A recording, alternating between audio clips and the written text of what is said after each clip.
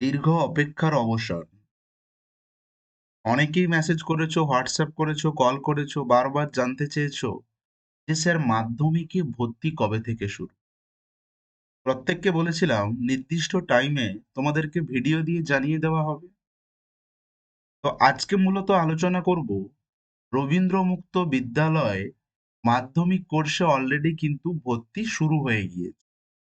অর্থাৎ মাধ্যমিকে ভর্তি শুরু 20/11/2024, শেষ 20/12/2024। অর্থাৎ তোমাদের ভর্তির প্রক্রিয়া 1 মাস ধরে চলবে। নভেম্বরের 20 তারিখ থেকে শুরু, ডিসেম্বরের 20 তারিখে শেষ। এবার প্রত্যেকের মনে যে প্রশ্নটি ঘোরাফেরা করবে সেটি হলো যে স্যার কিভাবে আমি ভর্তি হব? ভর্তি হতে গেলে কি কি ডকুমেন্ট প্রয়োজন? আমি কি ভর্তি হতে পারবো? এই সার্টিফিকেটের মূল্য কতখানি? সমস্ত প্রশ্নের উত্তর এই ভিডিওতে ডিটেলসে আলোচনা করা হবে। তাই প্রত্যেককে অনুরোধ করব ভিডিওটি প্রথম থেকে শেষ পর্যন্ত মনোযোগ সহকারে দেখতে। তারপরেও তোমার যা প্রশ্ন থাকবে অবশ্যই কমেন্টে জানিও। আমি তোমাদের সঙ্গে রয়েছি গোপাল স্যার। আমাদের স্টাডি সেন্টারে ভর্তি চলছে মাধ্যমিক, উচ্চ মাধ্যমিক, বিএ, বিএসসি, এমএ, এমএসসিতে। প্রত্যেকটি কোর্স সরকারি অনুমোদিত। কয়েকটি তথ্য তোমাদের সামনে উপস্থাপন করছি। আগে প্রত্যেকটা তথ্য দেখে নাও এবং ভালো করে বুঝে নাও।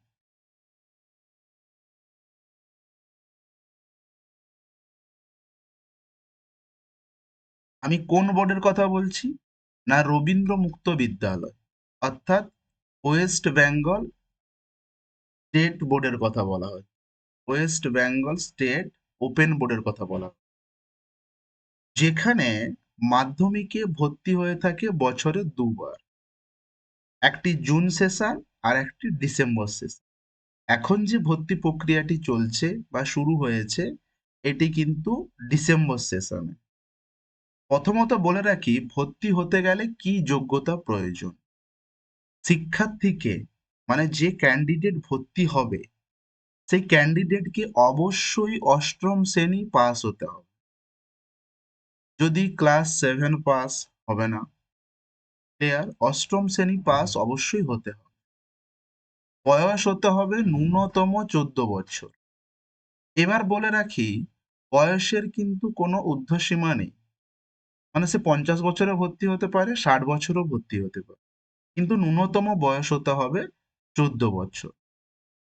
আরো একটা খুশির খবর বলে রাখি, যে সমস্ত শিক্ষার্থী মাধ্যমিক দিয়েছিল, দেখা গেল মাধ্যমিকে কোনো একটি সাবজেক্ট, দুটো সাবজেক্ট বা তিনটে সাবজেক্টে ফেল করে গেছে, এবার সে যদি চায় ওই সাবজেক্টগুলো শুধুমাত্র এক্সাম দিয়ে পাশ করার সুযোগ রয়েছে। অর্থাৎ শুধুমাত্র ফেল করা সাবজেক্টে পরীক্ষা দিয়ে তার মাধ্যমিক পাশ করার সুযোগ রয়েছে এই বোর্ড থেকে। ক্লিয়ার? তবে যে বছর মাধ্যমিকে ফেল করেছিল সেই বছর থেকে 5 বছরের মধ্যে অ্যাডমিশন নিতে হবে। ক্লিয়ার? তার মানে যে সমস্ত শিক্ষার্থীরা 2019-এ মাধ্যমিক দিয়েছিল অথচ একটি দুটি বিষয়ে ফেল করে আছে, তারা চাইলে এই ডিসেম্বর সেশনে ভর্তি হতে পারবে। অর্থাৎ কোনো শিক্ষার্থী যদি 2018-তে মাধ্যমিক দিয়েছিল সে কিন্তু অ্যাডমিশন নিতে পারবে না। বোঝা গেল? তার মানে 2019, 2020-র ক্যান্ডিডেট, 2021, 2022, 2023, ক্লিয়ার, 2024, ক্লিয়ার, এই সমস্ত ক্যান্ডিডেটরা এখানে কিন্তু ভর্তি হতে পারবে। ক্লিয়ার? অর্থাৎ 2019-এর পরে যারা মাধ্যমিক দিয়েছিল। এবার মাধ্যমিকের সময়সীমা কত? না, 1 বছর। পরীক্ষা বছরে দুবার হয়ে থাকে, একটি জুন সেশন এবং ডিসেম্বর সেশন। কি কি বিষয় থাকবে? রেগুলারের মতো সেম, বাংলা, ইংরেজি, অঙ্ক, ভৌত বিজ্ঞান, জীবন বিজ্ঞান, ইতিহাস, ভূগোল। এবার একটা খুশির খবর বলে রাখি যে এখান থেকে প্রাপ্ত সার্টিফিকেট রেগুলার থেকে প্রাপ্ত সার্টিফিকেটের সমতুল্য। অর্থাৎ তুমি যে কোনো সরকারি জবের ক্ষেত্রে অ্যাপ্লাই করতে পারবে। ক্লিয়ার? সার্টিফিকেট নিয়ে কোনোরূপ সন্দেহ নেই। বোঝা গেল? নেক্সট দেখো যে টেনশনের কোনো কিছু নেই, তার কারণ ভর্তি প্রক্রিয়া অলরেডি শুরু হয়ে গিয়েছে। তাহলে প্রথমেই বলে দিয়েছি, ভর্তি শুরু হচ্ছে নভেম্বর মাসের 20 তারিখ থেকে, শেষ হচ্ছে ডিসেম্বরের 20 তারিখ। ভর্তি প্রক্রিয়া কিন্তু সম্পূর্ণ চলবে অনলাইনে। অর্থাৎ তুমি চাইলেও কোনো সাইবার ক্যাফে গিয়ে অনলাইনে অ্যাডমিশন নিতে পারবে না। ক্লিয়ার? তুমি যে স্কুলে ভর্তি হবে বা যে স্টাডি সেন্টারে ভর্তি হবে, সেখানেই সমস্ত ডকুমেন্টস নিয়ে গেলে তোমাকে অনলাইনে অ্যাডমিশন করিয়ে দেবে। বোঝা গেল? তার মানে বাইরে কোনো সাইবার ক্যাফ থেকে হবে না। একটা কথা মনে করিয়ে দিই, এই যে নোটিশটা, এটা কিন্তু কোনো ক্যান্ডিডেটকে উদ্দেশ্য করে নয়, প্রত্যেকটা স্টাডি সেন্টারকে উদ্দেশ্য করে দেওয়া। ক্লিয়ার? তাহলে আমার ভর্তির প্রক্রিয়া চলছে 20 তারিখ থেকে নভেম্বরের, শেষ হচ্ছে ডিসেম্বরে। ক্লিয়ার? এবার বলে রাখি, তুমি যেই দিন যাবে স্টাডি সেন্টারে সরাসরি ভর্তি হয়ে যাবে। ওই স্টাডি সেন্টারে যদি অনলাইনে পেমেন্ট করা যায়, মানে তোমার অ্যাডমিশন ফিজ অবশ্যই অনলাইনে পেমেন্ট করে দেবে। আর যদি তোমাকে ব্যাংকের কোনো চালান দিয়ে দেয়, অবশ্যই বলবো বাড়ি ফেরার পথে সেই দিন অথবা তার পরের দিন চালানটি ব্যাংকে জমা করে দিতে। যদিও পেমেন্টের লাস্ট ডেট 23/12/2024। আমি প্রত্যেককে বলবো যে পেমেন্ট নিয়ে দেরি না করাই বেস্ট। ক্লিয়ার? এরপরে দেখো অ্যাডমিশনের পরে কি করণীয় সেটা আমি পরবর্তী ভিডিওতে আলোচনা করব। এই চ্যানেলে যারা নতুন, প্রত্যেকটি আপডেট পেতে চ্যানেলটিকে সবার প্রথমে সাবস্ক্রাইব করে রাখবে। এছাড়া আরেকটা কথা বলে রাখি যে তুমি কোন স্কুলে ভর্তি হবে, এই ভিডিও কিন্তু এই ভিডিওর শেষে দেওয়া থাকবে অথবা আই বাটনে দেওয়া থাকবে, অবশ্যই দেখে নিও। প্রত্যেকটা ভিডিও প্রথম থেকে শেষ পর্যন্ত ভালো করে দেখো, তারপরে অ্যাডমিশন নিও।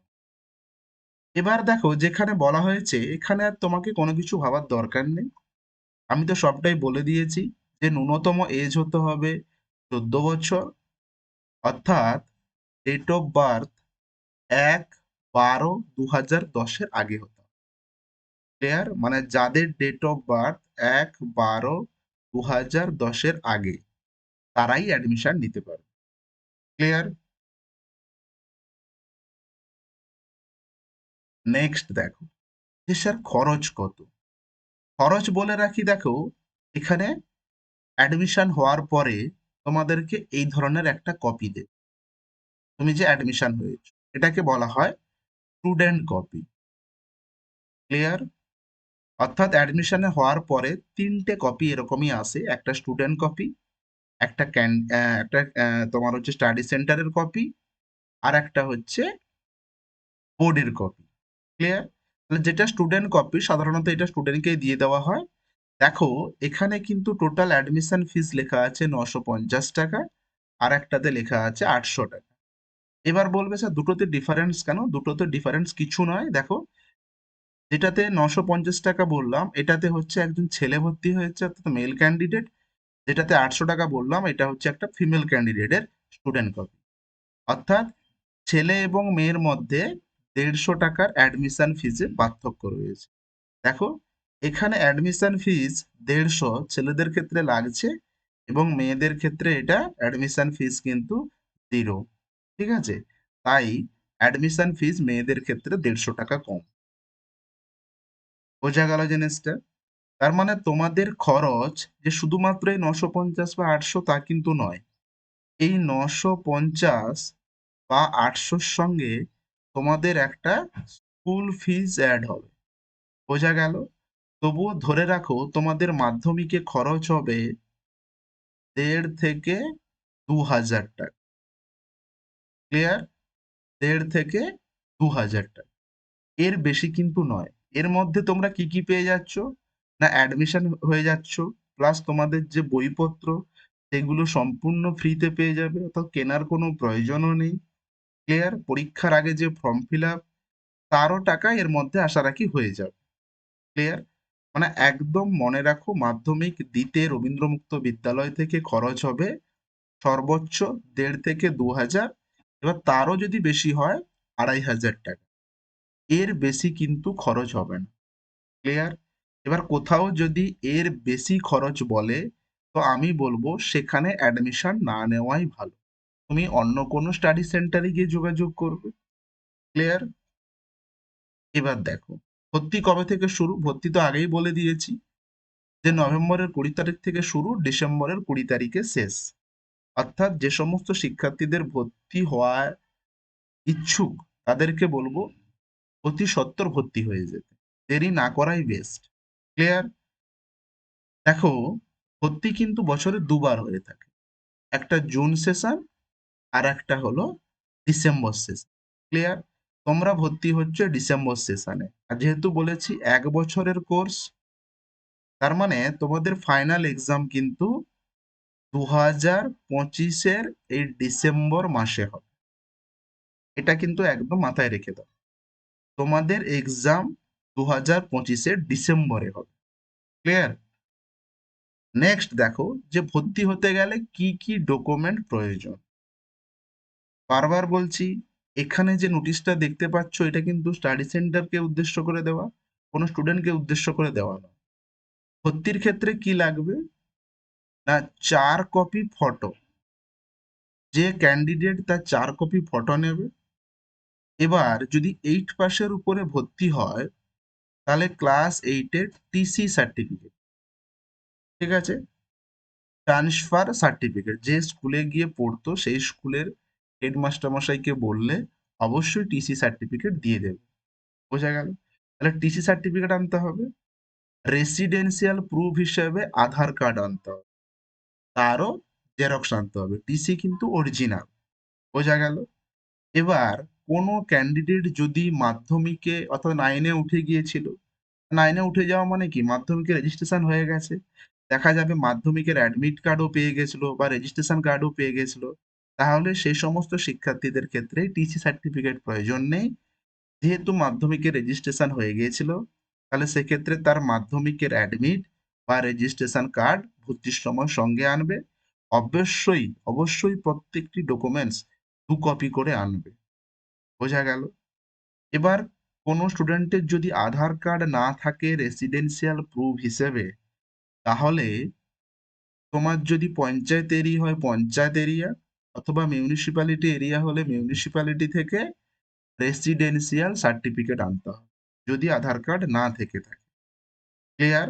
আর যে সমস্ত স্টুডেন্ট আনসাকসেসফুল, অর্থাৎ মাধ্যমিকে ফেল করেছে বা আনসাকসেসফুল, তারা এখান থেকে তার মাধ্যমিকটা কমপ্লিট করতে চাইছো, তাহলে সেক্ষেত্রে বলবো মাধ্যমিকের অ্যাডমিট তো সঙ্গে আনছো, সঙ্গে রেজিস্ট্রেশন কার্ডও আনছো, আর অবশ্যই তুমি যে ফেল করেছো সেই ফেল করা সার্টিফিকেটটা কিন্তু অবশ্যই আনতে হবে, অর্থাৎ ফেল করা রেজাল্টটা অবশ্যই আনতে হবে। ওটা কিন্তু তোমাকে অরিজিনাল জমা দিতে হবে, তবেই তোমার ক্রেডিট ট্রান্সফার হয়ে যাবে। ক্রেডিট ট্রান্সফার কি না, যে নাম্বারগুলো তুমি আগে পেয়ে আছো বা যে বিষয়গুলো পাস করে আছো সেই বিষয়ের নাম্বারগুলো থেকে যাবে, শুধুমাত্র ফেল করা বিষয়টি এক্সাম দিয়ে পুনরায় মাধ্যমিক তুমি পাস করতে পারবে। বোঝা গেল জিনিসটা? এছাড়াও কোনো স্টুডেন্ট যদি রিজার্ভ ক্যাটাগরি হয়ে থাকে, এসসি, এসটি, ওবিসি, ঠিক আছে, রিজার্ভ ক্যাটাগরির হয়ে থাকলে তার সার্টিফিকেট থাকলে অরিজিনাল সার্টিফিকেট নিয়ে আসবে এবং তার 2 কপি জেরক্স নিয়ে আসবে। তবে এর অরিজিনাল সার্টিফিকেটগুলো নেওয়া হবে না, শুধুমাত্র জেরক্সগুলো জমা নেওয়া হবে। ক্লিয়ার? তবে ভর্তির দিন প্রত্যেককে বলবো যে সার্টিফিকেটগুলো যে ডকুমেন্টসগুলো আনবে তুমি অবশ্যই অরিজিনাল আনার চেষ্টা করবে, প্লাস সঙ্গে 2 কপি করে জেরক্স। এছাড়া কোনো স্টুডেন্ট যদি ফিজিক্যালি বা মেন্টালি চ্যালেঞ্জ হয়ে থাকে, একদম সহজ কথায় বলতে গেলে কোনো ক্যান্ডিডেট যদি হ্যান্ডিক্যাপ হয়ে থাকে, তাহলে সেই হ্যান্ডিক্যাপ বা প্রতিবন্ধী সার্টিফিকেট অবশ্যই আনতে হবে। ক্লিয়ার? এছাড়াও কোনো স্টুডেন্ট যদি ধরো হোমে থাকে বা কারেকশনাল হোমে থাকে, তাহলে সেখান থেকেও একটা সার্টিফিকেট আনতে হবে। ক্লিয়ার? এত সবের কথা না মাথায় রাখা ভালো, একদম সহজ কথায় বুঝে নাও।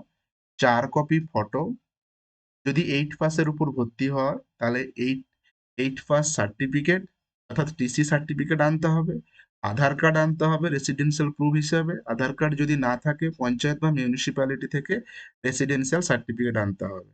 আর যারা ক্রেডিট ট্রান্সফার করবে তাদের মাধ্যমিকের অ্যাডমিট, রেজিস্ট্রেশন এবং তোমার যে আনসাকসেসফুল মার্কশিট সেটা কিন্তু নিয়ে আসতে হবে।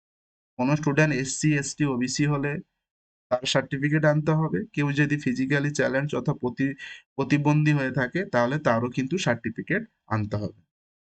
বোঝা গেল জিনিসটা? এছাড়াও কোনো স্টুডেন্ট যদি মাধ্যমিকে উঠে গিয়েছিল অথচ মাধ্যমিকের ফর্মও ফিল আপ করেছিল, মাধ্যমিক পরীক্ষা দেয়নি, সেই সমস্ত স্টুডেন্টরা যদি অ্যাডমিট পেয়ে থাকো তাহলে অবশ্যই অ্যাডমিট এবং রেজিস্ট্রেশন সার্টিফিকেট নিয়ে আসবে। বোঝা গেল? তাহলে কি কি ডকুমেন্টস লাগবে ক্লিয়ার? খরচও তোমাদের বলে দিয়েছি। এবার এখানে একটা জিনিস বলে রাখি, অনলাইন কারেকশন। অনলাইন কারেকশনটা কি? তুমি ভর্তি হয়ে গিয়েছো, দেখা যাবে তোমার কোথাও নাম ভুল রয়েছে, ডেট অফ বার্থ ভুল রয়েছে বা গার্জিয়ান নেম হয়তো কোনো কারণে ভুল হয়ে গেছে, তো সেগুলো কিন্তু অনলাইনে কারেকশন করে নিতে হবে। তাহলে সেগুলো কিন্তু আমি পরবর্তী ভিডিওতে আলোচনা করব, তাই এখনো বলছি যারা চ্যানেলটিকে সাবস্ক্রাইব করনি অবশ্যই চ্যানেলটিকে সাবস্ক্রাইব করে রেখো। ক্লিয়ার? এবার তো সবকিছু বলা হয়ে গেছে, আর কিছু নেই। দেখো এবার অনেকের প্রশ্ন যে স্যার পরীক্ষা কি বাড়িতে বসে? মানে আমি ভর্তি হয়ে গেলাম, তাহলে আমি কি 100% শিওর যে পাস করে যাব বা আমি রেজাল্ট পেয়ে যাব? এটা কিন্তু ভুল ধারণা। দেখো প্রথমেই বলেছি এখান থেকে প্রাপ্ত সার্টিফিকেট রেগুলারের মতো কিন্তু সমতুল্য। তাই তোমাদের যে এক্সাম, এই এক্সাম কিন্তু অন্য একটি স্কুলে হবে, আদার্স একটি স্কুলে হবে। মানে যেমন রেগুলারের এক্সাম হয়ে থাকে, যে তুমি যে স্কুলে ভর্তি হয়েছো এক্সাম সেন্টার অন্য স্কুলে হবে, এখানেও সেম। বোঝা গেল? তাহলে যারা পরীক্ষায় লিখে পাশ করতে পারবে তারা অনায়াসে পাশ করে যাবে, তবে পাশ করাটা খুব একটা বেশি কঠিন নয়। বোঝা গেল? তার মানে পরীক্ষা বাড়িতে বসে না। এবার অনেক স্কুলে শনিবার রবিবার করে ক্লাস হয়। বোঝা গেল? সাধারণত বেশিরভাগ স্কুলে রবিবার করে ক্লাস হয়, আবার অনেক স্কুলে তো ক্লাসই হয় না। আর ক্লাস করা নিয়ে তেমন কিন্তু বাধ্যবাধকতা নেই, তুমি চাইলে ক্লাস করবে, না চাইলে না পারবে। ঠিক আছে, সেটা নিয়ে কোনো অসুবিধা নেই। কিন্তু তোমাকে সময়ে ভর্তি হতে হবে, সময়ে পরীক্ষার ফর্ম ফিল আপ করতে হবে এবং সময়ে এক্সাম দিতে হবে। এছাড়াও তোমাদের মনে কারোর যদি কোনো প্রশ্ন থেকে থাকে অবশ্যই কমেন্টে জানিও। ভিডিওটি যদি ভালো লেগে থাকে অবশ্যই লাইক করে দিও। কোনো প্রশ্ন থাকলে বারবার একই কথা বলছি কমেন্টে জানিও। পরিচিত কোনো বন্ধু থাকলে অবশ্যই শেয়ার করে দিও। এই ধরনের আপডেটগুলো সবার আগে পেতে চ্যানেলটিকে অবশ্যই সাবস্ক্রাইব করে রেখো। Thanks for watching. সবাই ভালো থেকো, সুস্থ থেকো।